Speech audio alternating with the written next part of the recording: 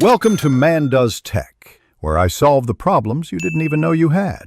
In this video, I will explain how to make spaghetti sauce with diced tomatoes. First, let's begin by heating 2 tablespoons of good quality olive oil in a large pot or Dutch oven over medium heat.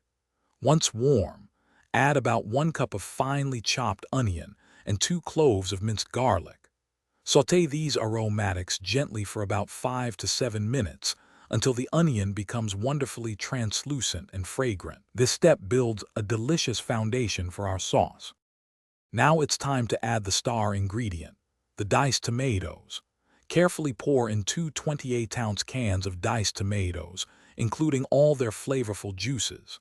Next, stir in 1 teaspoon of dried oregano and 1/2 teaspoon of dried basil to infuse the sauce with classic Italian flavors. Bring the mixture to a gentle simmer, then reduce the heat to low, cover, and let it cook for at least 30 minutes. After simmering, it's crucial to taste your sauce and adjust the seasoning.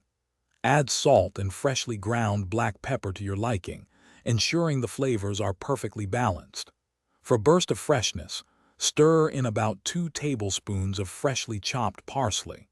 If your tomatoes are a bit acidic, a small pinch of sugar, perhaps 1/2 teaspoon, can help balance the flavors beautifully. Your homemade spaghetti sauce is now ready to enjoy.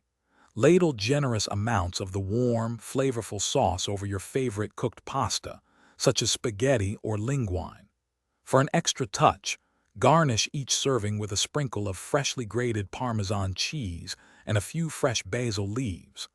This versatile sauce also pairs wonderfully with homemade meatballs or savory Italian sausage. Enjoy your culinary creation. Thanks for watching.